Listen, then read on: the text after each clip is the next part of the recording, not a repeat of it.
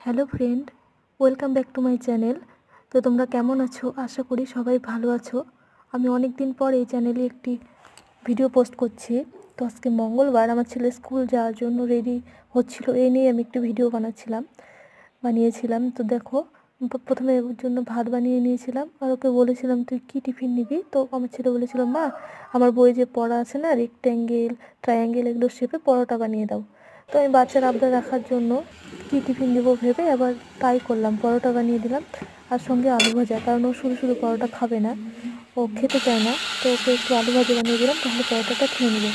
তো আমি ওকে এগুলো বানিয়ে দিয়ে তারপর ওর এগুলো সব প্যাক করে দিচ্ছিলাম একটা ফয়েল পেপারে।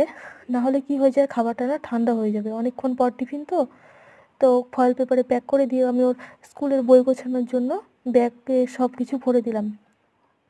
ভরে টরে দিয়ে তারপর ওকে স্নান করিয়ে রেডি করে আমরা ঘাটের পাড়ে চলে গেছিলাম, যেখানে আমাদের গাড়ি আসে রাস্তায়।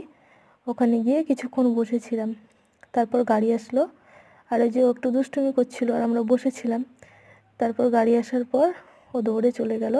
তো তোমাদের ভিডিওটি কেমন লাগলো প্লিজ কমেন্টে জানিও। আমি নতুন, সেরকম কিছু পারি না। যদি ভালো লাগে তাহলে কমেন্ট করে জানিও, আর যদি সাবস্ক্রাইব করে দিও চ্যানেলটি।